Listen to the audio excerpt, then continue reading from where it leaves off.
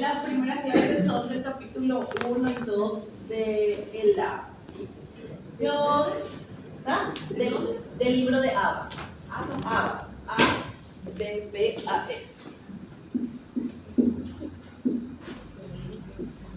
Abas. ¿Sí? Profe, directamente del sistema. Sí, ya está. Pueden, nada más también después me confirman. Yo puse un link, un URL, que les manda un drive donde están 2 libros de bibliografía básica, ¿sí? O sea, ahí ya pueden acceder a los libros, porque también me pasó que el semestre pasado leían otra edición y ya de edición a edición ciertas cosas de repente ya cambian, ¿sí? Bueno, yo siempre pienso que uno para amar algo primero tiene que conocer de dónde surgió. O sea, me parece que no podemos empezar a querer o amar algo así como surge de repente las relaciones, ¿verdad? Uno va conociendo y va viendo qué quiere o no. Entonces tenemos que conocer un poco cómo fue la evolución histórica de la inmunología, desde los primeros descubrimientos hasta la actualidad, hasta la etapa moderna, que ya se habla de las células CAR, de anticuerpos monoclonales y de diferentes tratamientos a nivel inmunológico. Entonces, la inmunología viene desde el siglo V a.C.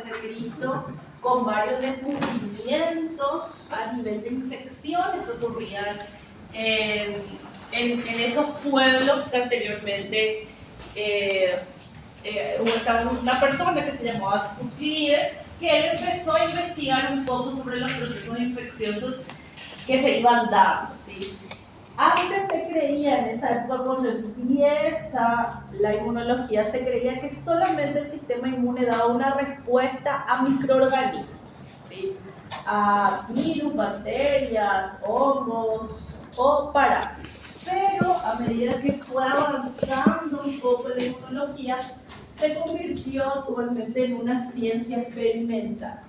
Y el antes y el después de la inmunología se da en China con la primera vacuna. La primera vacuna que se aplicó fue contra la viruela, fue la primera vacuna. Luego de eso fue un antes y un después. ¿Por qué? Porque se empezó a ver que había algo que se conocía como una inmunidad adaptativa. ¿Sí? Ahí nace entonces lo que nosotros conocemos hoy como una inmunidad adaptativa, que se da a nivel de las células somáticas, ¿sí? Que es algo que nosotros, de acuerdo a factores ambientales con los que vamos conviviendo día a día, nuestro sistema inmune va a mejorar. Entonces, en función de esos descubrimientos, el concepto de inmunología es la defensa no solamente contra los microorganismos infecciosos que causan infecciones, inflamaciones, sino también a sustancias extrañas no infecciosas. Por eso la respuesta inmune a alergenos, a personas que son atípicas, como el desarrollo de ciertas patologías respiratorias como el asma, por ejemplo, están directamente relacionadas con el sistema inmune.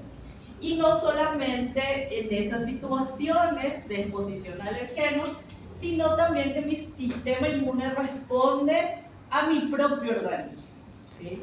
Mi propio organismo, de repente si tiene un daño se desarrollan enfermedades autoinmunes, o también mi sistema inmune responde a tumores, ¿sí? A células malignas, o lo que nosotros conocemos hoy en día al rechazo de un trasplante. Está directamente vinculado a mi sistema inmune con algo que se conoce como el complejo mayor de histocompatibilidad, ¿sí?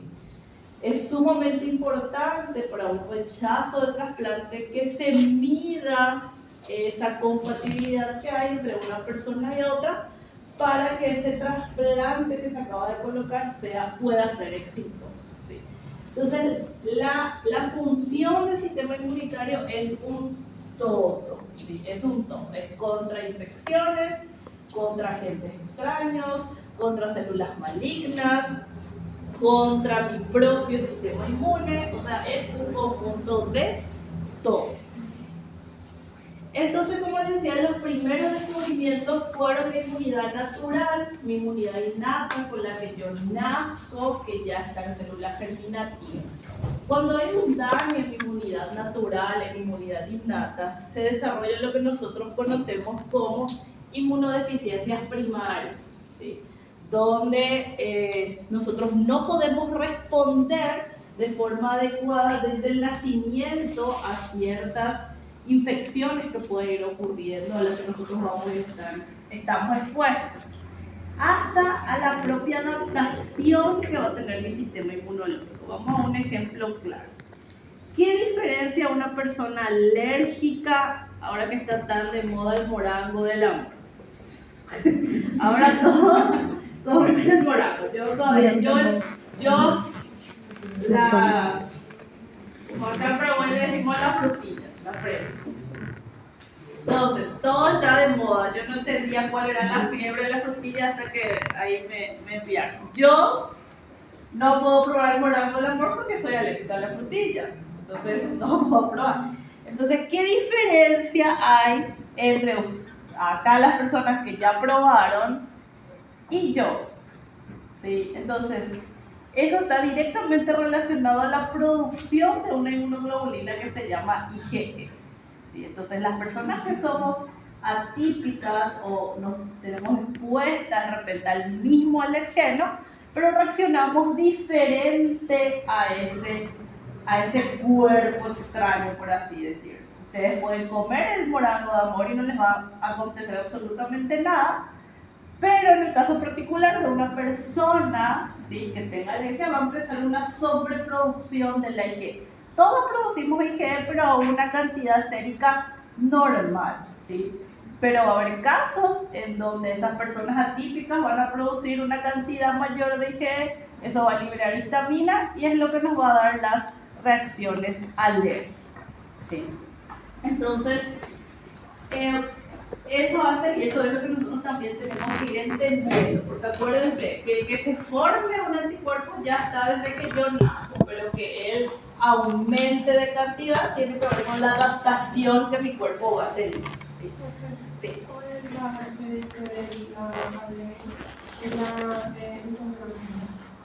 A que la intolerancia no hay una relación con esta inmunoglobulina, tiene que ver más con el tracto digestivo, con la glucosa, ¿sí? Porque es una tolerancia alimentaria. Acá, entonces, también se vio, chicos, que la inmunidad natural o la inmunidad innata iba desarrollando una defensa, pero esa defensa no era específica, era una defensa completamente inespecífica. Y se fue viendo que una población iba teniendo una infección y cuando esa infección volvía, esas personas que ya tuvieron ya no la volvían a tener, ¿sí? Solamente personas que anteriormente no habían padecido ese proceso infeccioso. Entonces así se fue viendo que había un desarrollo de defensa que se podía decir que era específica y ahí nace la inmunidad adaptativa, se empieza a ver. Eso no significa, y ahora se sabe, que la inmunidad natural no puede generar o que su memoria es nula. Ahora nosotros podemos hablar que la inmunidad natural tiene una inmunidad limitada, y eso es lo que dice ahora el libro de Abbas, que habla de una inmunidad limitada por diferentes células del sistema inmunitario que sí guardan una memoria limitada de otros procesos infecciosos, principalmente los macrófagos. Acuérdense, los macrófagos pueden residir en un tejido y vivir toda la vida en ese tejido y responder mucho más rápido a los procesos infecciosos, ¿sí? Entonces, el desarrollo de la inmunología comenzó simplemente con una observación, ¿sí? Fue observacional y logró comprender más bien a los procesos infecciosos. Pero después de esas observaciones ya llegaron las vacunaciones y la primera vacuna se conoce como las vacunas de Jenner porque fue el primer científico que colocó una vacuna que se llamaba Edward Jenner. Y lo que hizo es colocar a un niño, cuenta la historia que a un niño de 8 años de la China, colocó la vacuna contra la viruela. Y eso fue un antes y un después en el mundo de la salud pública. ¿Sí? Primero, La Organización Mundial de la Salud no vio con buenos ojos lo que había hecho este científico, pero luego se vio que se le expuso al niño de vuelta a la viruela y ya no contrae. Entonces ahí se empezó a apoyar las inmunizaciones y se empezó a enfocar también la inmunología desde otro punto, desde la prevención, que es lo que nosotros debemos de hacer ahora. Y ahí ya la OMS declaró que todos debemos de ser vacunados, que tenemos un esquema de vacunación. Ese esquema de vacunación también puede variar de un país a otro, claramente, pero hay vacunas que son mundiales, ¿sí? Que todos debemos de proteger. Y ahí vinieron diferentes avances, ya el desarrollo de vacunas modernas con anticuerpos monoclonales y hasta avances en inmunología con respecto a las células CAR que vamos a ver. Y acá está el avance significativo en la inmunología, que fue el descubrimiento clave entonces de la vacuna, las investigaciones científicas que se fueron haciendo, y cuando hablamos de las teorías del sistema inmunológico, hablamos de todas las estrategias que busca la inmunología para combatir no solamente procesos infecciosos, sino mejorar nuestra salud con respecto a un todo, ¿sí? Chicos, acá está una tabla que saqué justamente del capítulo 1, donde se ve exactamente cuál era el número máximo de casos, ¿sí? Que se veía por año antes de que se empiece a aplicar la vacuna. Y por ejemplo la poliomielitis, conocen la poliomielitis, que es un virus que se instala y que deja a una persona sin poder moverse, ¿sí? De la cama. Lo que le conocen a Frida Kahlo, ¿alguien? Sí, Frida Kahlo sufrió de poliomielitis, entonces por eso ella hacía sus pinturas así desde la cama. Entonces la poliomielitis se empieza a aplicar la vacuna en 1952 en Estados Unidos, hace no tanto tiempo, relativamente cuando hablamos de inmunología, la verdad. Y para el 2018 el número de casos en Estados Unidos ya es de 0. ¿Sí? Entonces, la verdad que ahí vemos cómo las vacunas realmente tienen una eficiencia. Todavía los casos, por ejemplo, recién contra la hepatitis B, se empieza a vacunar en 1985, que es la vacuna más reciente que podemos ver acá, y todavía en el 2018 se reportan, ¿sí? Todavía casos, pero está directamente también relacionado eso con la tardanza, o que es la vacuna que hace un menor tiempo se viene aplicando, ¿sí? Y después llegaron ya en la etapa de inmunología moderna, los descubrimientos de los anticuerpos, ¿sí? Con todo este descubrimiento de los anticuerpos, lo que se pudo hacer es mejorar también el análisis diagnóstico, porque ustedes saben que hay un tiempo de infección y nosotros podemos saber con el descubrimiento de los anticuerpos exactamente nuestra memoria inmunológica y poder determinar si tenemos una IgG de alguna cepa específica de la enfermedad del dengue, saber cuál es la cepa que tuvimos anteriormente, ¿sí? Chicos, por eso no es que de repente hay gente que dice, no, pero ya tuve, no sé, 3 veces tuviste 3 veces porque no fue la misma cepa la que te infectó las otras veces, ¿verdad? Entonces, eso fue lo que nosotros conocemos hoy como la inmunidad adaptativa. De esa manera también podemos hablar, por ejemplo, de la toxoplasmosis, que las que ya fueron madres por acá saben que es un chequeo normal durante el embarazo, ¿sí? Porque los niveles elevados de toxoplasmosis pueden traer consecuencias al feto que se está desarrollando. O sea, hay que saber bien el valor de esa IgM y el valor de esa IgG. Y las implicancias modernas inmunológicas, entonces está con los avances en vacunas, terapias inmunológicas y claramente el enfoque principal, a mí también siempre me gusta dejar de final, es la salud pública y la prevención. No hay nada más importante que hacer una prevención. Nos ahorramos nosotros dinero a largo plazo y también todo el sector público, ya sea de un país u otro. Y ahora mismo se habla más de una medicina moderna, no solamente para tratar a través de las vacunas, sino que también se hace una inmunoterapia. Y eso es lo que se hace específicamente. Ahora se trabaja mucho con dos proteínas, que son unas proteínas de inhibición, que se conoce una como PDL1, ¿sí? Esta es una proteína que se utiliza mucho en las enfermedades reumatoideas, ¿sí? En la artritis, por ejemplo, para poder inhibir la producción de linfocitos TCD8, porque acuérdense que los CD8 son linfocitos T muy citotóxicos y que si ellos están activados durante mucho tiempo empiezan a dañar nuestras propias células.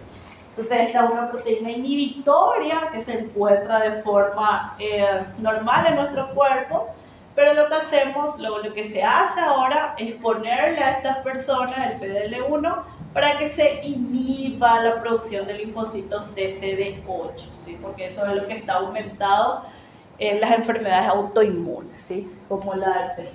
Y eso es lo que se usa actualmente, ¿sí? Con la medicina moderna.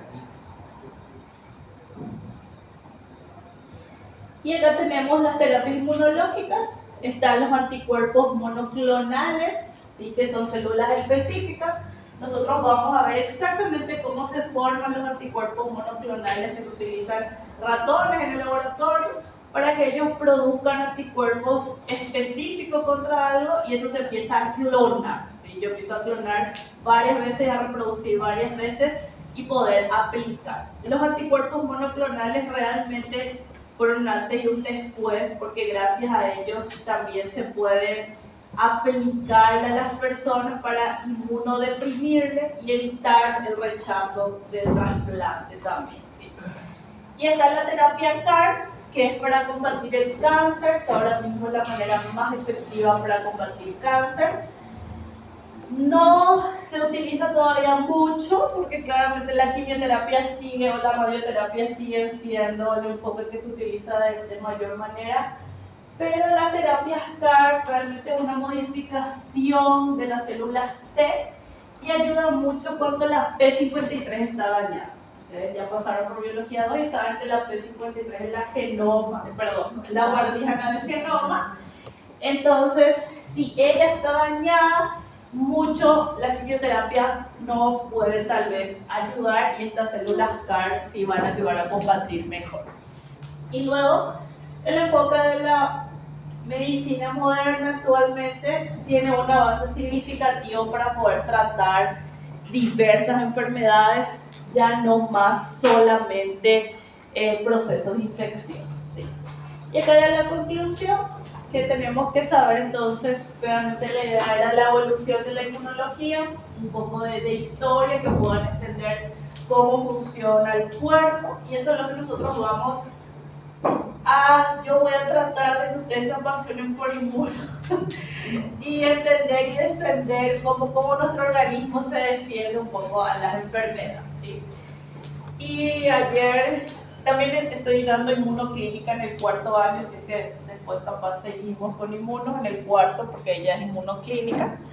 También fueron por primera vez mis alumnos, la mayoría de ahí porque yo no estaba todavía en la UP. Entonces me dijeron, profe, después del parcial vamos a crear una inmunidad adaptativa hacia vos. Entonces, vamos a ver qué pasa. Y entonces eso es lo que se busca. Y la salud y bienestar sobre todo, para que la inmunología impacte en la salud pública. Chicos, nada, yo sé que tal vez biología también, de repente uno dice, ay, ¿por qué biología? Pero tanto biología como inmuno van muy de la mano, si es que al que logró comprender mucho principalmente, si es que, ya les voy diciendo, si es que no quedó claro el contenido de comunicación y señalización celular, de receptores, especialmente receptores tirosina sinasa, los de autofosforilación, pueden repasar, tienen esta semana para repasar receptores. porque ninguno, todo funciona con receptores. Y vamos a hablar mucho de un montón de receptores. Es algo, entonces no es que les va a dejar de perseguir biología. Y ahora vamos a continuar ya entonces